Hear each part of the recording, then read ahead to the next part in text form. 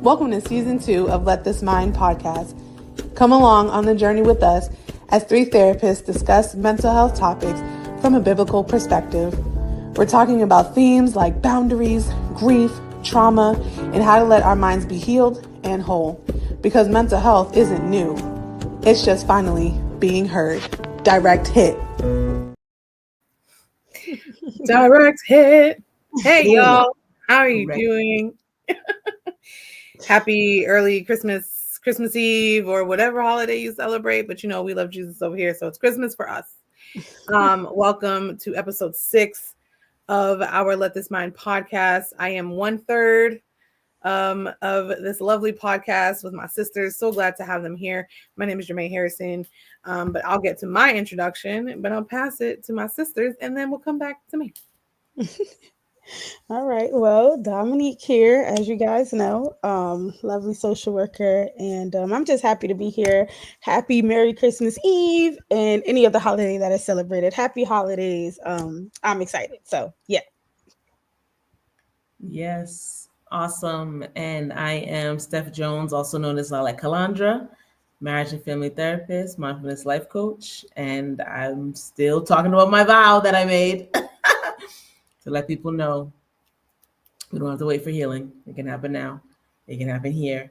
It can even happen before this calendar year ends, right? Like it can even happen before 2024 says, see you later. So just happy to be here. And I mean, speaking of Christmas, still love the holiday, but I'm shifting away from the commercialism of it all. From the overbuying, the overspending, parents and grandparents, everyone going broke, trying to get gifts. That's not the Savior. He didn't come for that. He didn't come for that. So I'm good on a lot of it. I still love, I'm good on a lot of it. So excited that the Savior came, even though this is not his real birthday, but that's a whole different topic. But just wanted, just remember the reason for the season. Like it's not really about the gifts and going broke and emptying your bank account and posting pictures on social media.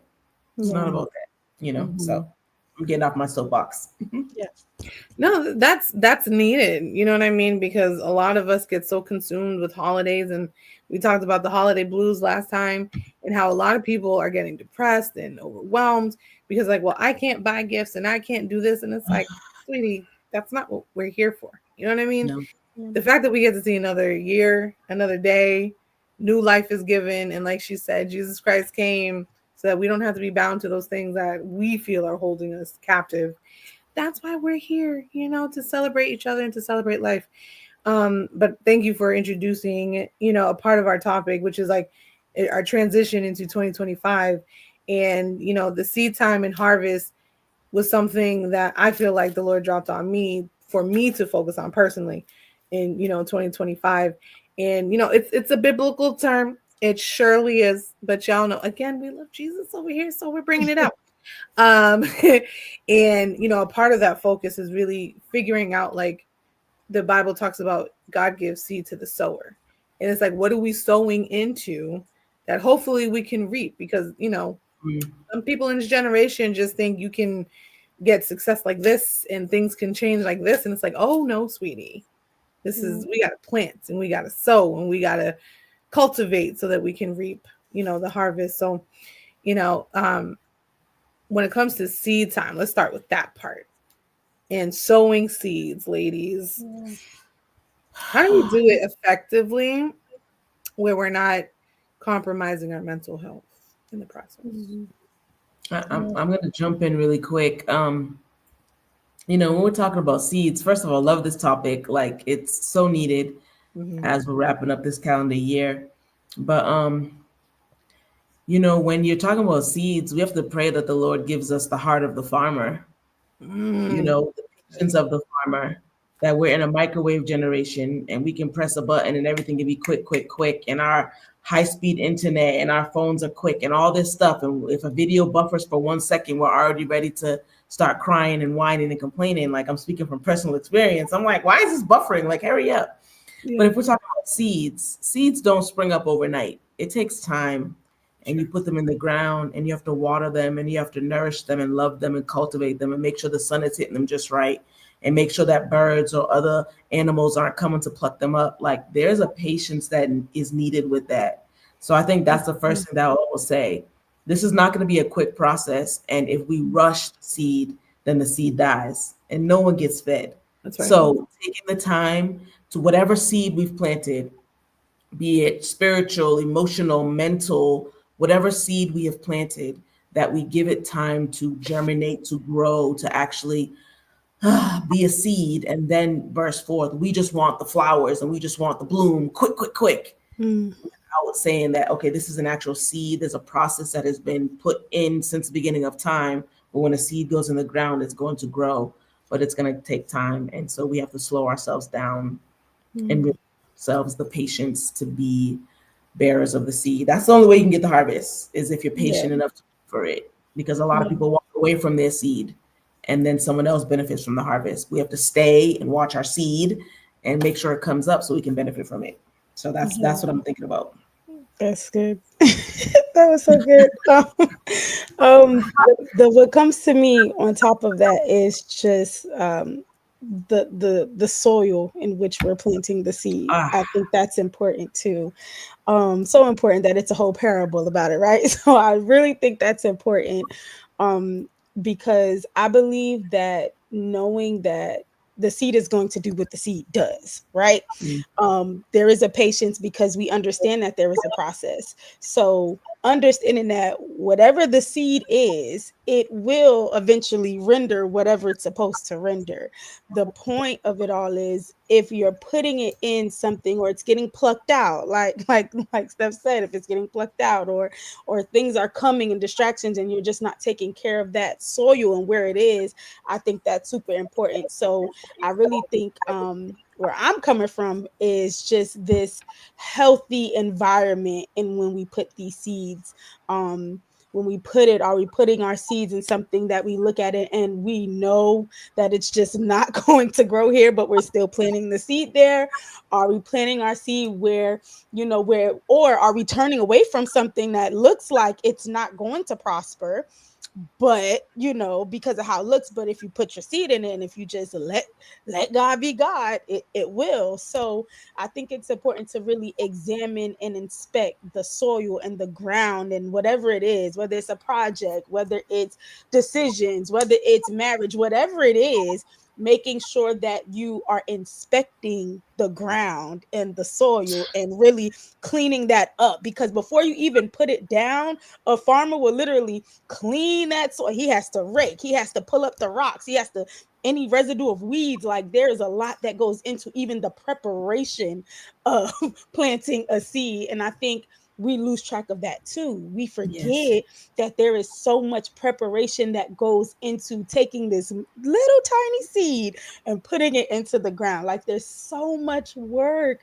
that comes before that. So I think that's kind of my stance on this. I think this is an amazing topic to end the year because it really makes you examine. Like, it'll make you examine some of the things that maybe you wasted seed on, or time, whether that is in the word of God. We know the seed is God's word, but in symbolism, a seed can be your finances, it can be your time, your energy, whatever it is. And really examining, am I wasting time? Have I wasted money?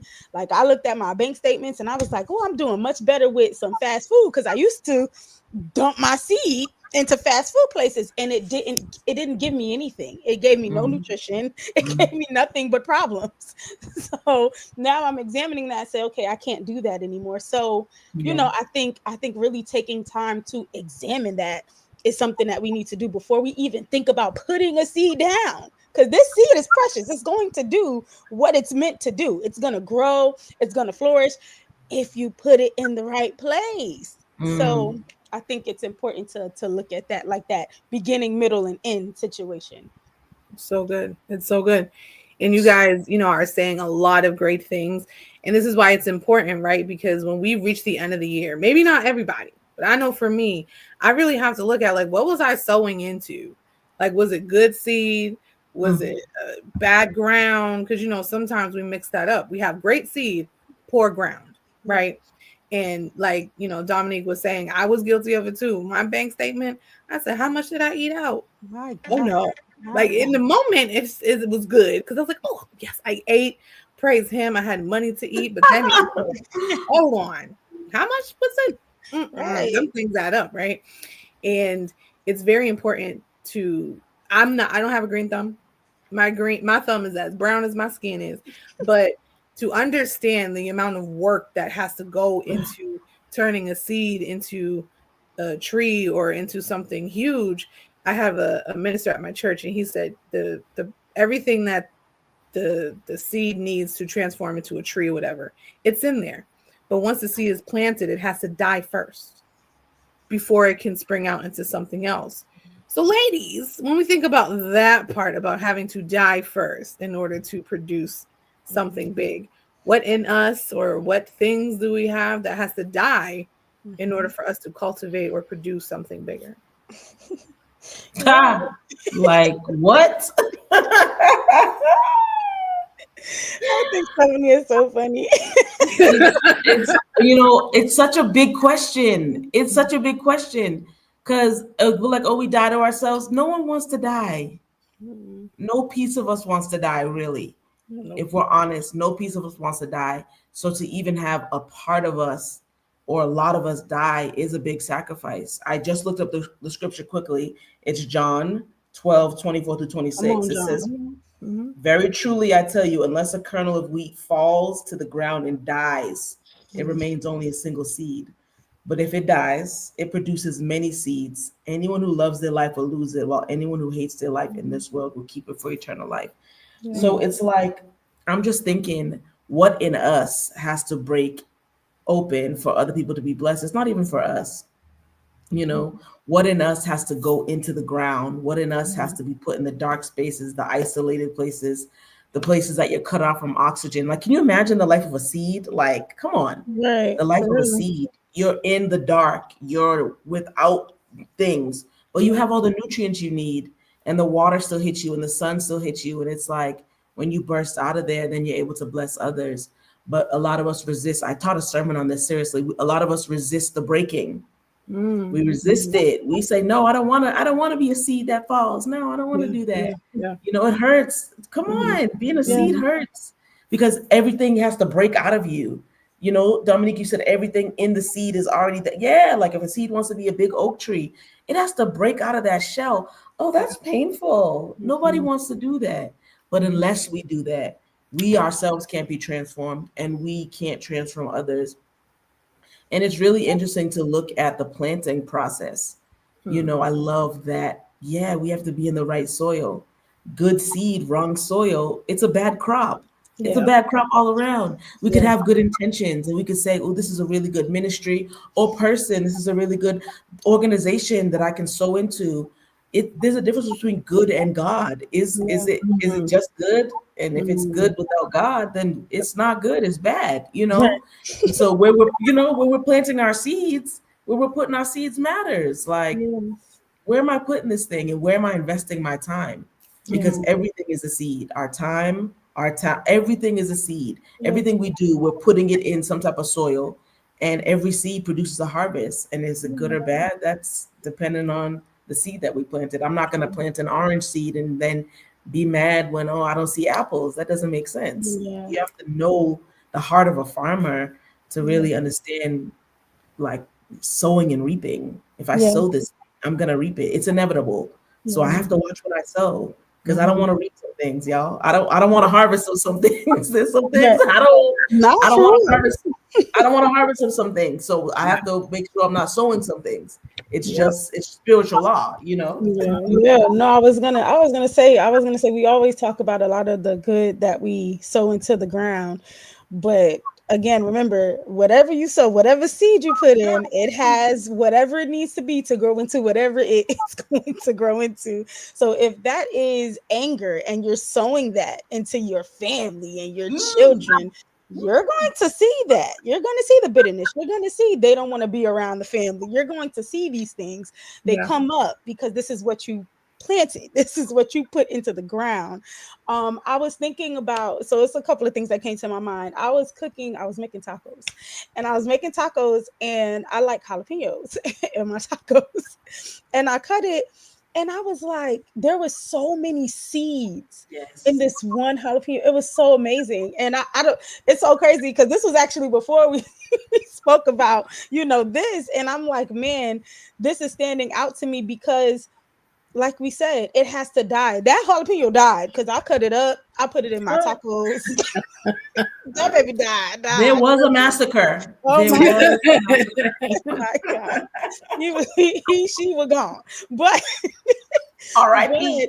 but there was so much seeds that and it's crazy. I took it and I told my husband, I said, don't touch that napkin because I'm going to take these and I'm going to try to plant. I'm going to try. I don't have a green thumb, but my mom really does. So she's going to work with me to do it. But and the first step is to make sure that they dry. Like you have to make sure that they're absolutely dry before you even put them in. So I was just thinking about that and just how you said something does have to die in order for it to produce. Because if I didn't pick that and cut it open, I would have never got those seeds. And if someone didn't put that in the ground, I would have never received the opportunity to do so. So I think about that. Like that is something that is very much true. We do have to die. I know we always talking about Jesus, and that's just because we love Jesus. And I just think about that to really, I think what's wrong with this generation and under sometimes, and just society. I don't even say generation because there's a lot of 50-year-olds and 40-year-olds moving a certain way now too. So I'm going to say what's wrong right now with society is, like you said, there is this microwave short-term goal type of mind that we only have. And it's not bad to have a short-term mindset because you do need some of those things to get those little things accomplished. But when I think about a farmer, I think about someone who sees the big picture. Yeah. Like that's what I see. I see someone that literally is like, all right, I'm in it for the long haul. I bought this land. I got dirt. But I see so much more. Like that's what I'm picturing. So I'm just picturing someone just intentionally pounding ground, intentionally spreading out seed, like intentionally doing these things with the hope, looking at dirt and saying, when I intentionally do these things, I'm going to reap so much more. And not only for my family, I'm going to have a whole apple tree that can feed and keep feeding a whole community, a whole entire place. So I think about that too. Like, I think where we mess up is we are so focused on short term because I think we're taught that way. Like when you look at the school system, we're taught a certain way. Like we're not taught to think about what we want as our end goal and then have the classes that match that. We're taught there's a test coming up. Learn what you need to learn for this test so you can move to the next grade. Learn what you need to learn for this test so we can move to the next grade. Those are all short term.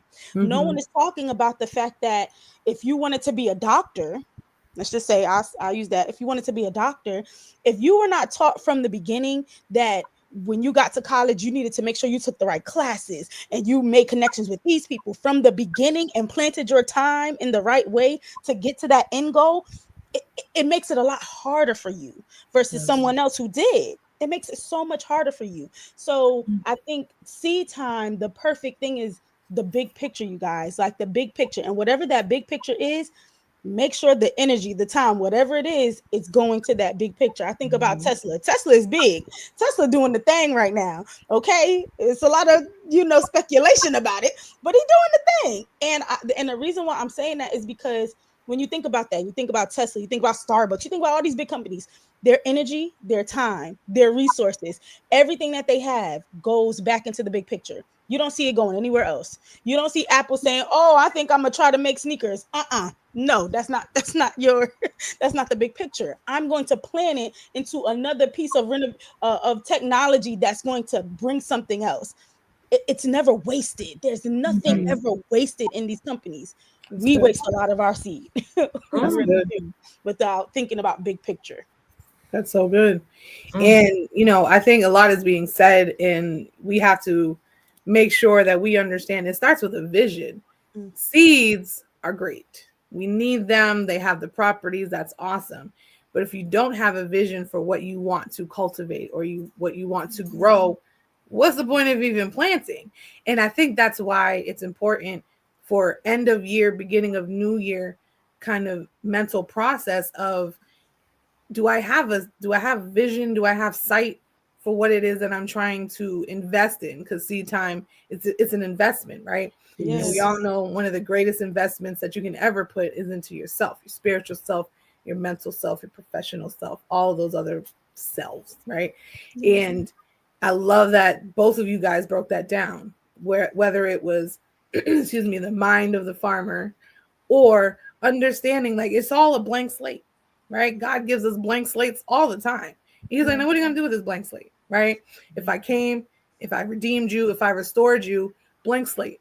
Now, what are you going to do? Do you have a vision for what this next thing is? Because if I don't have, like I said, my thumb is as brown as my skin. Don't put me inside of nobody's field or garden, because I'm gonna look at that ground and be like, I did something.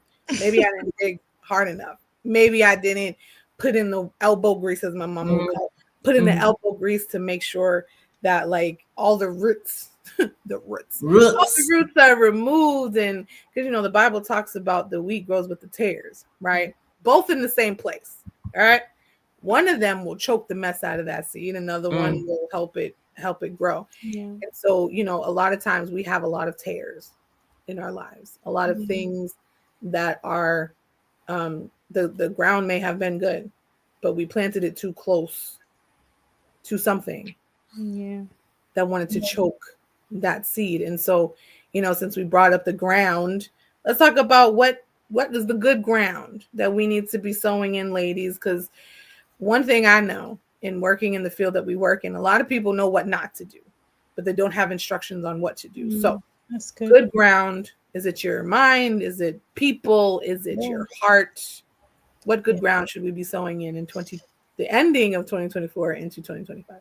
Yeah. Can I just chime in really quickly? Yeah. So there's something. So because we talked about death, and I think this goes into what you just asked. We talked about the death of something, and I think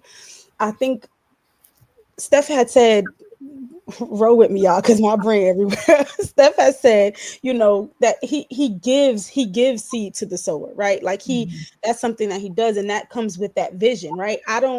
I'm not going to hand you something if I don't feel like there is anything that you can do with this. True. If there is nothing you can do with this, we're not going to waste this. We're going to give it to somebody else that can. Right.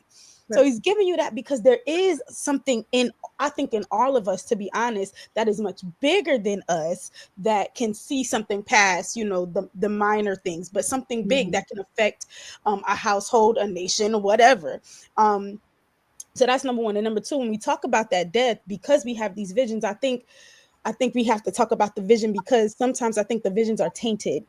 Society has done a great job at making us feel like the American dream is it.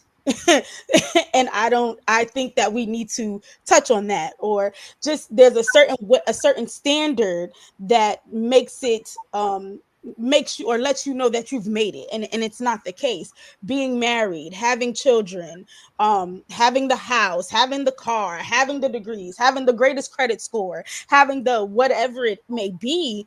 And I think that if we look at those standards, then, to be honest, I think some of us will probably never make it, to be honest, because some societies are not made for us to do that. So I think the first thing is to really die to some of the things that we have truly believed make our lives not better, but make our the goals that we have. Like, if you don't have the house by 40, that does not mean that you're any less than anyone else. Just because you didn't have the children at 35 does not mean that you're less than a woman than any other woman. Just because, man of God, you didn't get the job that you felt like you should have by 45, or you're not retired by 55, doesn't mean that you're less than. And I think those visions taint us a lot of the times. Those things taint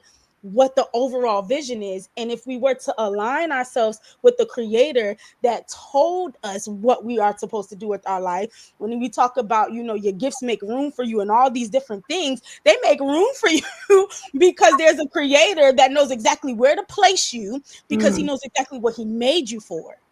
So in a chair store, you, if you're a chair in a chair store, you may look like every other chair, but if I put you somewhere else and you're the only chair, you look great. I want to sit down. Everybody wants to sit down.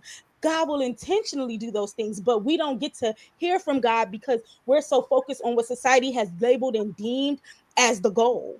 The followers, the Instagram followers, the likes, the going viral, like all these things have become what we think the goal is, and that's not the goal. And I think it starts with tearing that down. Like you have to tear that down and allow God to feed into you what you're supposed to be doing because there is something you're supposed to be doing. You have to tear that down. So I wanted to chime that in because I think that's that tainting is messing us up. It really is. It's making us It, feel like it we don't have any time or anything. it is. And in reality, I mean, a whole bunch of things were popping up when you were talking, Dominique. In reality, we're really being planted in the wrong field. Yeah. You know, if we're following the standards of the world, if we're trying to go viral, get all the likes, have our reels, and do all this stuff, right? Beyond what we're called to do, beyond what we're called to say, if that is our goal and our focus, we need to be plucked up out of that field and Yeah. moved to the correct field. Like, it's not even about turning over the ground. Like, my Yeah. grandmother has a green thumb. I like to be in the garden too. Like, I like plants. Sometimes you could just turn over the soil and it'd be okay. No, like, you need to get out of that actual soil, and we have to move to a whole new plot where we're supposed to be planted, right? And I love that you mentioned about the chair. Yeah, like, your gifts look real good where they're not, Yeah. like, so we'll be put in places where our gifts will shine because that gifting isn't there. Yeah. Two things I wrote down. We don't need a New Year's resolution. We need a better planting process. We need a Ooh. better planting process. Oh, New Year's resolution, New Year's resolution. Nah, we need to make sure that we're sectioning off our gardens, that even before we put the seed in, like you said, Dominique, even before we put the seed in, plot out what we want to plant and where we want to plant it and how spaced out it needs to be. And are we making sure that the hydrangeas are under the sun because they need 80% sun? And are we making sure that the rain, like, are we really doing this? Right. Are we really making sure that we're doing that? Because we don't need any more New Year's resolutions. We don't need any more opportunities for ourselves to be depressed because we don't accomplish them. We don't need to cause any more anxiety and all that vortex of foolishness. We don't need to be there. What are we planting and what is the process? The second thing I wrote down, I was having a bunch of thoughts while you were talking, both of you were talking, especially when it talks about the tares, right? Because the wheat grows with the tares, you know, and it is a shame when we confuse the tares for the wheat. Right. So or we confuse the wheat for the tares and we start pulling up wheat when leaving the tares. And if there's more tares in our garden, then Yeah. we're going to be torn up, And so I'm having all these planting like visions now, like, oh shoot, we need to make sure that we are properly planning. That's all I'm hearing. Yeah. That we want to have our seed in the ground. Why? Because everyone wants a harvest. Yeah. Everyone wants to reap a great harvest and grab a great harvest, but nobody really wants to do the work. It takes time to put that seed in the ground and to cultivate it and make sure that it's okay. It's like a child, it's like a baby. You have to make sure it's okay. You have to take care of it and nourish it, and then you get the harvest. But if we have put a seed in the ground that the harvest isn't going to be so good, we're going to get a harvest no matter what, right? So if it's anger, if it's anxiety, if it's judgment, envy, jealousy, whatever we've put in the ground is going to come up. And sometimes we're watering seeds that we really should be trying to kill. Yeah. That we don't want to, I don't want to nourish the seed of anger. I don't want to nourish that seed. Like, that's a seed that I want to stay in the ground, not even come up and spring forth.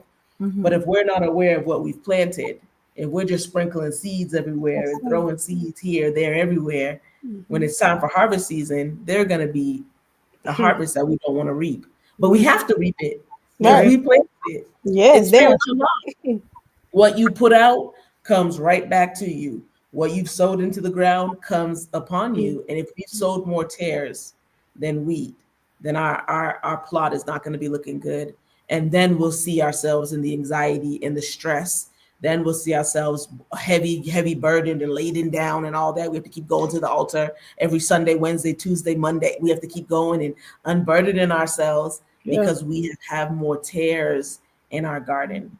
And even pulling those up is a process. Who wants to weed their garden? Like nobody. Who wants to pull up weeds in their garden? And we don't want to spray stuff on it. You have to go on, pull it up from the root. It takes the manpower and the woman power and the elbow grease that was mentioned earlier. And we have to do that in every area of our life, that whatever we've planted, that we have to take responsibility for it. And when we see a harvest that we didn't want, we got to pull that thing up, no matter if that means we have to cut people off, separate from certain things, tell certain organizations and certain, possibilities and opportunities. No, that is us cleaning up our garden so that when we plant this seed the next time, what we want to come up will come up. It's just a reality. Yeah. It's so good. It's so good because we don't put enough thought into this stuff, right? A lot of people talk about the law of attraction and manifestation and the universe and the stars and all the things, right? And it's like, right, but at the end of the day, our hands, we have been given things, and it's like, but what are you doing with what you've been given, right? When the Bible talks about he gives seed to the sower, that means he knows we're going to plant something, right? Yes. But what will come from what we are given, right? And our minds are one of the biggest, and our hearts are one of the biggest grounds that we sow into repetitively, and we're not aware of it, right? So we talked about anger and resentment and bitterness and confusion. Those are all seeds that don't just stay as anger. Them things, by the time they are fully grown and mature, they turn into lifestyles of rebellion, lifestyles of destruction, lifestyles of, like, we don't realize it because we just let that thing grow. And over time, you give seed enough time, it's going to turn into something, right? Yeah. And we have to be mindful, literally mindful of what it is that is being planted, so that when, like Steph was saying, by the time the harvest comes and we're looking at our field, it's like, I don't remember planting that or that, yet here it is. And now what do I do with it, right? And that brings us, of course, to like the harvest part, right? Of, okay, we planted, we took time and understand what the seeds are, and now it's almost time for the harvest. How do we prepare for harvest? Because I think we all have these expectations. I remember watching Pastor Michael Todd, and he said, what happens if everything that you prayed for God gave you? Are you ready for that? Is your life prepared to receive the things that you've been asking for and that you've been trying to, over time develop? Like, are you ready for it? So how do we prepare for said harvest? Yeah, I mean, immediately I'm thinking, do we even have enough space in ourselves, in our hearts and our minds to receive the harvest? Have we made enough room? Have we given out enough? If we keep so much wheat in our storehouse, sometimes that stuff will spoil and go bad. Are we giving out enough? Are we making sure that our storehouse is continuously in a cycle of receiving and giving and pushing out and back and forth? Because when the harvest comes and then you don't have space for it, what do you do with it? A lot of crops spoil, a lot of things die, and then it's a waste for everybody. And when I'm even saying cleaning out and making sure we have enough room, are we healing? Are we making sure that we're doing our due diligence to really empty ourselves and to really make sure that we have the space to receive what we've asked for? That's immediately what I'm thinking of. Like, we're asking for this harvest, and when the harvest is timed, to come pull it up, we have nowhere to put it because we haven't done the work, like in the planting season, and then in the growing season, and then the harvest season. In that planting season, you're doing your work, and in that growing season, you're doing your work. So by the time the harvest comes, you have enough space to store it. That you've cleansed yourself, you've taken the time to open up every cupboard and the cupboards we locked, and all the hidden feelings and emotions that we don't want to open up to. Have we made room for that? I love that. Have we even made space for it? Or do we even have the capacity mentally, emotionally, and spiritually to receive the harvest that we've been begging for? You know, the word says that the harvest is plenty, but the laborers are few. And what I realized, and I'm about to land this plane, what I realized is that a lot of people planted seeds and did not have the time to wait for it. I referenced it a little earlier. Why are the laborers few when they planted the harvest? The laborers planted the harvest. Why would they be few? Because we didn't want to wait for that harvest, or we didn't have the space for that harvest. And when that harvest came, it scared us. It made us afraid, and we walked away from that harvest. The harvest we prayed for, when we saw it, when we saw that it was an actual possibility, like we almost outfaithed ourselves, like, oh, have the faith to believe, but not the faith to believe that it's really going to happen. So when the harvest is here and it hits me, I'm so afraid of it that I'm going to leave this harvest and make those laborers who are still in the field have to do double, triple work. That I planted the seed, but now I'm a laborer who can't pull it up because I'm afraid of what the harvest is. Like, we have to really look at that as we enter into a new space. I believe every new year is a new portal, a new dimension that we're crossing over into something else. What are we making space for? And do we have enough space to receive? What still needs to go? What do we need to prune off of ourselves? What do we need to get rid of? Is it from last season? Has the food spoiled and we just still have it with us? All that has to be considered when we're receiving the harvest. And worthiness too. We have to know that we're worthy of the harvest. That we can't deny the harvest because we don't feel worthy of it. I shouldn't be receiving this. We received the harvest that we planted. You know what I mean? And it's a good harvest because we planted a good seed and we're worthy of it. And we receive it with open arms, and no one can make us feel bad for receiving a harvest that we planted. So I wanted to say that too. Yeah. The one thing that comes up for me again, like we talked about, it's the big vision and the big picture of a thing. So if I know that I am planting for a month's worth of supplies, I know that it has to go in this shed. Like I'm preparing for it all. Like I'm not just preparing for this to grow and then not do anything with it. I'm preparing for it all. So when I prepare for that month's supply, whatever storage shed, whatever I decided I'm gonna put it in, I'm going to make sure that I'm moving things that needed to be moved. I'm selling the things that needed to be sold. I am making room for this.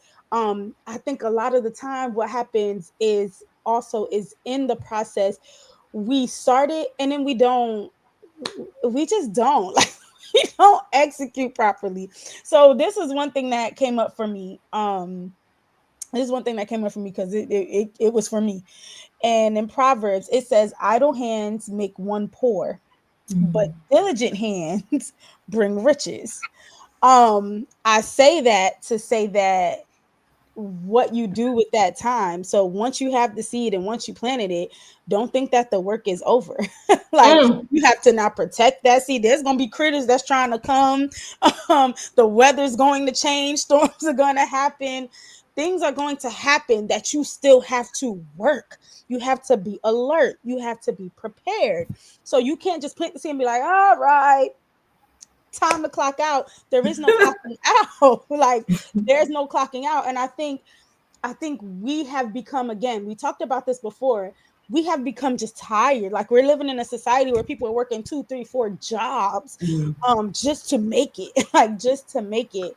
And we're getting tired. And I hear that and I feel that. I really do. And I just want to encourage you that although you're getting tired, press in a little bit more. Because once I plant this seed, I have to know that I'm going to be working. I have to know. I can't believe and for 1 second that I'm planting it and I'm walking away and that it's just doing the work. No, the seed is doing what it needs to do, but there is something that I have to do to make sure that this seed is protected. It's like a child. Like you can have a child and just be like, all right, figure it out. No, there is stuff that you have to do. I think a lot of us, we talked about that too. 18, you got to go. And don't get me wrong, there is a certain level of independence that you want you want people to have when they get out of your home, especially those that are going away for college and stuff like that, because they're walking into a world that they need to be prepared for. But there's never a point in my mind where I'm going, I'm never going to be there. Like I'm always going to be there. Even if it means I step back and I'm around the corner just watching, doesn't mean I'm not there. Doesn't mean I'm not working. Doesn't mean I'm not always alert about what's going on. So that seed is designed for you to be alert, to be more attentive, to be more on guard, because there is a harvest that you're about to walk into. And while I'm doing this, and while it's doing what it needs to do, I'm preparing the shed. I'm moving the stuff out. I'm doing what I need to do so that when it's time, because it will be time, and when it's time, I have shelves already put up. I have I have a watering system ready for certain herbs. I have, like, there's just so much there's so much to be done after you put the seed in the ground, y'all. It's so much more that you have to think about. It really I really love this because it reminds me of God. Like this really, like I really do feel the Holy Ghost, y'all, because it just puts me in the mindset of a creator. Like God made a whole world. He knew he made a whole world and prepared it to sustain itself so we could live here. Like this is everything was intentional about this, so that and then it reminds me that this is not even the final destination. No. This was just to get us ready for up there.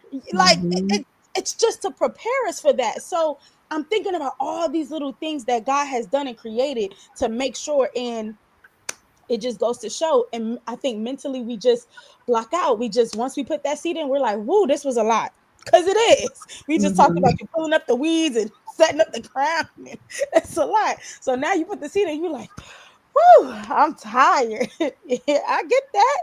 And maybe that's when you need to start pulling on some community in that village that we talked about in a couple episodes before, because you do get tired. But the point is, you can't stop. You can't stop. You can't be idle. Your reward is going to be too big, so you got to stay diligent.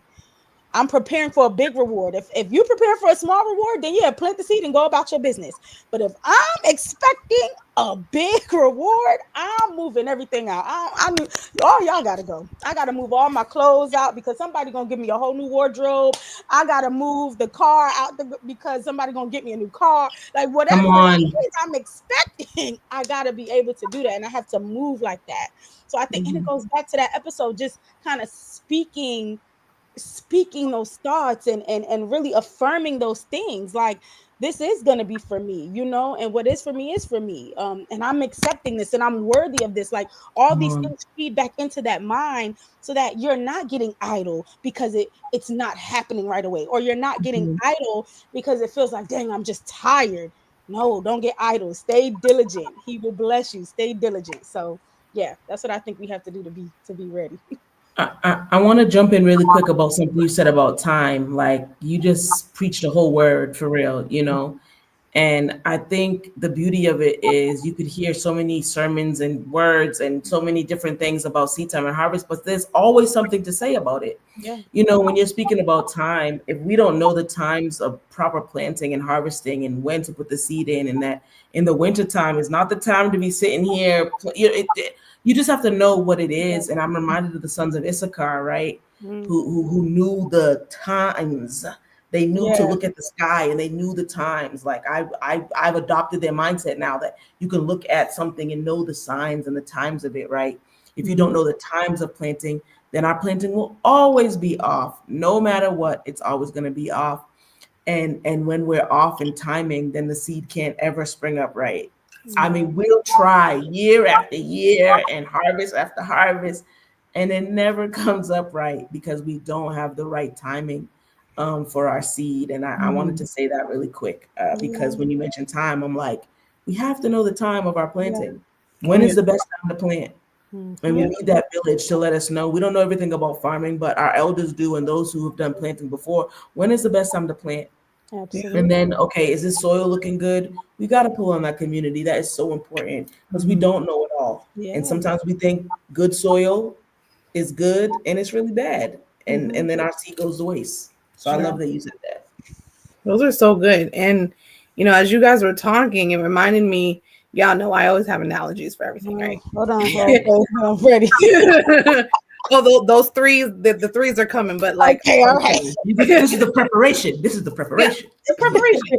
And speaking of preparation, it reminded me of this story that I remember seeing on YouTube where you had a dog talking to an elephant. And it was like, oh, we're both pregnant at the same time. That's cool. And then the dog just kept popping out these little puppies. And he's like, I have 6. And you haven't even given birth to one. God. Right? Love it. Hold Come on. Wait on. a minute. Let me prepare my brain because I feel like this. Okay, let me sit. Hold on. Okay, do that again. Do it again because I already, the Holy Spirit. Okay. Sure, we'll run that back. Yeah, run So this back.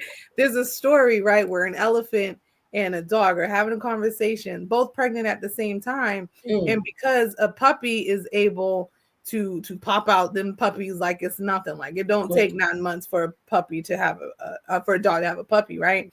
But it takes time for the elephant.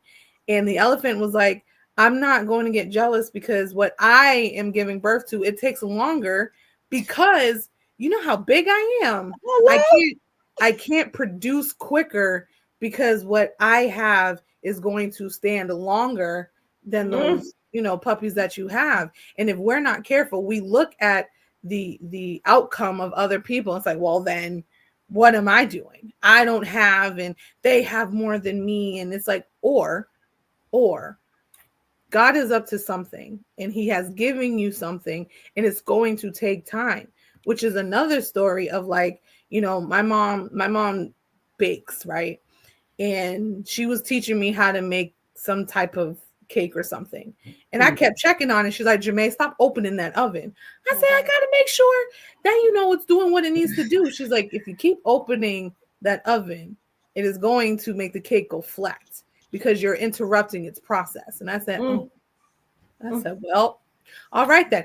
And so when we talk about time, you have to give things time because it's not about the amount. It's not about quantity. It's about quality. And if you're not patient enough, you are interrupting the process. You're interrupting this thing and the quality that it has to produce. So if we were to talk about those 3 things, you guys really said all of the tea. I have teas for y'all today.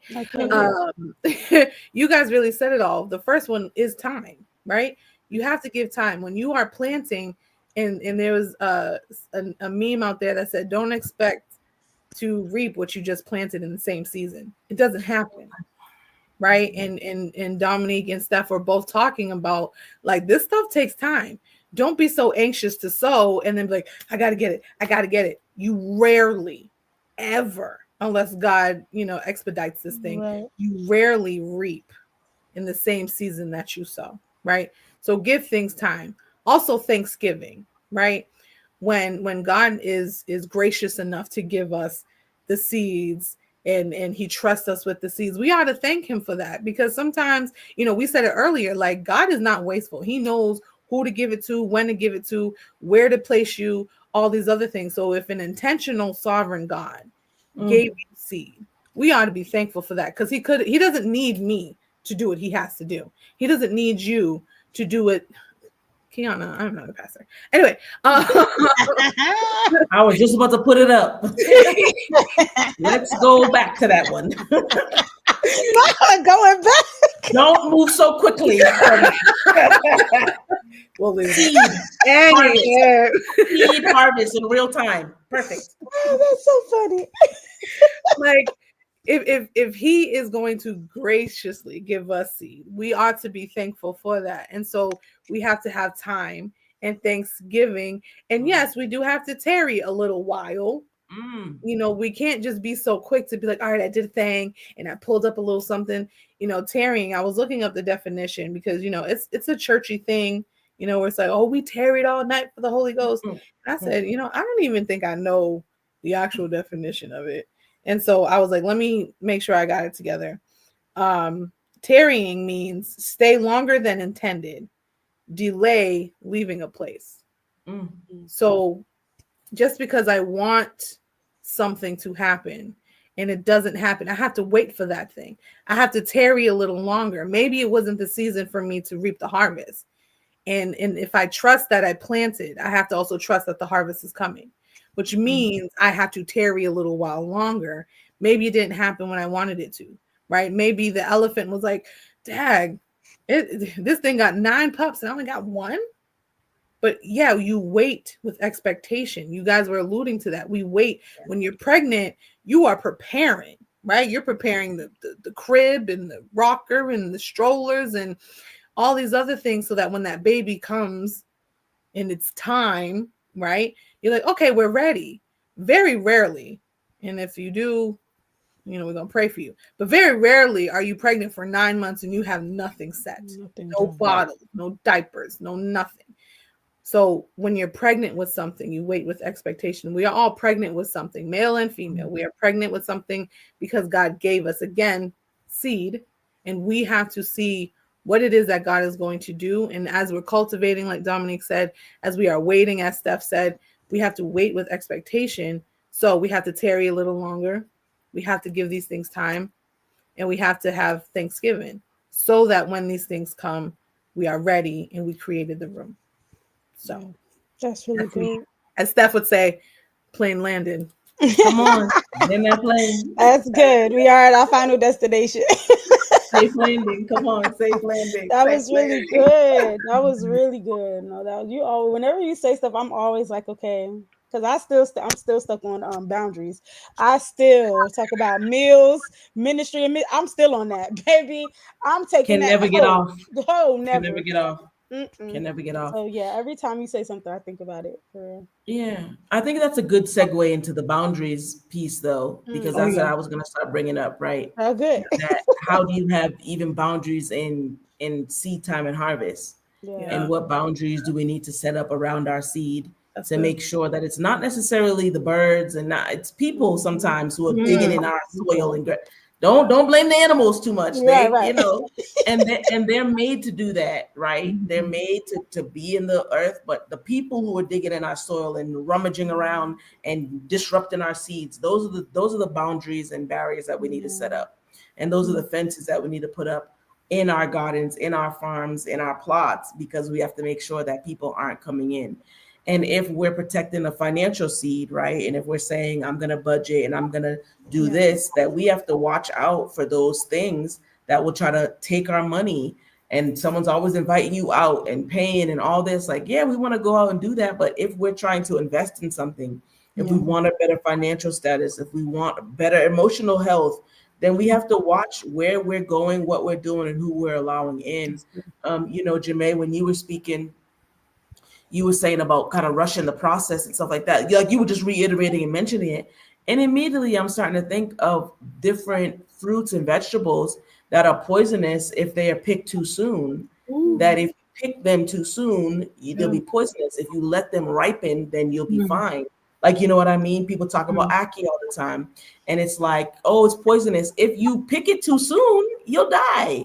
So if we don't let these things mature to their full extent, to the way that they're supposed to mature, we consume those seeds, and not just us, because we give out our fruit to everybody, right? That you have fruit and it remains, and then people can pick off your tree.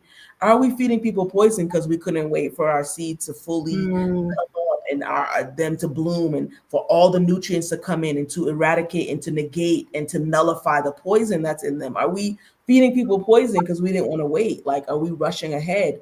That's what I start asking myself. And do we have the time to wait? And do we know that, okay, this soil, I put this in, that, right, I'm not going to reap this in the same season. It is delusion. We're in Delulu. If we say, okay, a good piece of Delulu too, that if we say, I just put this seed in the ground, and then tomorrow I'm like, oh, where's my, where? No, it's not fair to the process. We have to respect the process and even have a boundary on ourselves, because sometimes we talk about all the external things interrupting our seed, and the internal things are what disrupts and pulls that seed up before it's even gotten a chance to put roots in the ground. We have to look at all the different things that could potentially disrupt our seed, whether it's family, friends, our job, whatever, church, whatever it is. Because when you said tarrying, right? I'm like, tarrying is great, but what happens when we over tarry? What happens when we overweight on? That's what I started thinking. Yes, let's tarry and let's wait and let's stay an elongated amount of time. What Right. happens when we stay too long and we're not moving? What happens when we just keep watching the seed and we're supposed to be doing something that, like, there's certain things that we do that will disrupt the seed process. That's And good. as we float into the new year, we want to make sure that we are not interrupting our seed process. And we want to make sure that other people aren't doing it either, that we're allowing other people to do it, that we have our boundaries in place to protect our seed, to protect our harvest. And when that harvest comes, that we protect it as well, because there's going to be a lot of hands in Oh our yeah. harvest Oh that yeah. didn't help. And that's okay. It's okay to be charitable and give out, but we're not supposed to be giving out so much of our harvest that we're depleted, because when the famine comes and when the hard times come, our storehouses are empty and we've done all the work and everyone is eating off of our work, and they haven't tilled any ground, they haven't picked up any tools, they haven't done anything, and they're benefiting off of it. So we have to, that's a boundary too, where we're like, okay, I put this seed in the ground, I did the work for the harvest, and here you are now, wanting all this stuff. Like, that's a boundary we have to do, of protection. Yeah. Yeah. So Yeah. good, because we need it, right? Like, you hear all these stories about celebrities and whatnot, and how when they were nobody, like they would Yeah. say, ain't nobody want them, until they started making money. They got cousins popping up the wazoo, like, yeah, we cousins on your father's side because your uncle married my nephew's niece. And it's like, what? That don't even make sense, right? But we have to be protective. We have to guard. That's why those boundaries are necessary. Boundaries, again, aren't just about like what we prevent people from coming in. It's recognizing what I have. Oh, this is good. This is good stuff. This is worth something more. And especially when you are awaiting that process, it means so much more. So again, I'm not a mom, but I have god kids up the wazoo. And when you're very protective of that baby, you're like, you just can't let anyone come and kiss the baby and be all up in the baby's face. Like, hold on, I don't know where you've been. I don't know what kind of sickness you just came with. Don't touch. No, you can look. You're like, oh, hey, my little pat on the head, but don't touch, right? Don't touch either. Because you understand, like, their health can be compromised just by you entering into the room. It could be compromised. And so I have to be mindful as parent, as whatever, to make sure that I am the boundary to keep this baby, healthy and whatnot. And so as we are transitioning to the end, as it goes so quick. And Steph was talking, it reminded me of, we have sometimes when seeds turn into trees, right? And we talked about the fruit, but trees aren't just useful for fruit. They're useful. They can feed through the fruit. They can provide shade in those long, hot days. It gives us more oxygen because, we need that clean air because God knows everything else is, polluting. And then it can house like squirrels and birds and all this other stuff. And when we recognize that, like, we are multi-purpose people, right? My mentor says we are blessed to be a blessing. So you might get fruit. The other person might get shade. The other person might get a breath of fresh air. The other person might get a safe space to land, right? So with that being said, we always wrap up with the final words of encouragement and everything like that. But that, I just wanted to drop that to make sure that we are aware. We're not just here to provide one thing. We are multi-purpose individuals. We are vessels used by God, which means, it's not just one purpose. We are used and reused sometimes for a purpose. So, ladies, final thoughts and encouragement. So I'll say the main thing, this has really been a blessing for me. I'm really quiet because I'm really soaking in everything that you guys are saying, because it really is a reflection. Like, you have to really do some inward homework for real. So I would say that from hearing everything, I think my final word is just, it'll go back to that boundary. It sounds like there's a no season that needs to happen for many people. I think especially in the Christian community, we are really encouraged to say yes and go the extra mile. And if your brother walks a mile, or you 2 miles, you walk 2, and I'm thinking about all those things, and I'm for it, I'm for it. But I'm also thinking about how the Bible also declares that there are seasons for everything. There's a season for literally everything under the sun. And sometimes it may not be your season to walk with that brother for 2 miles. And it may not be your season to give that brother a coat, because the Bible says that if you have two coats, you can give your brother a coat, right? You're supposed to give from overflow. A lot of times people don't talk about that, but the Bible tells us we give from overflow. So I think about the season, and I know a lot of people have said it, but it's real. A season of no has to come up on some people, so that you can respect the assignment that you're attaching to the seeds that you have. So I think it's two things that come up. One, the season of no, just really saying no. And two, assigning the giving assignment to whatever seed it is. So if it is financial, right? If it is that financial moment, give an assignment to that. If it's the entrepreneur that you're being, give us an assignment to that. Give these things assignments and truly watch God work, but you have to respect that assignment. So if I'm saying to get this assignment, I have to work 9 to 5, just like it was anybody else's job, and I'm my own business. I need to do that. And when people call and say, hey, I got some free time today now, I'm sorry, I can't help you today. I don't have the free time, So I think that season of really just saying no and respecting the assignments that you attach to the seeds that you're putting in the ground, respect that. Like respect that process, respect that movement, respect that just respect it. I think those are my final words. Respect the assignment that you're attaching to your seed. That's good. Love that.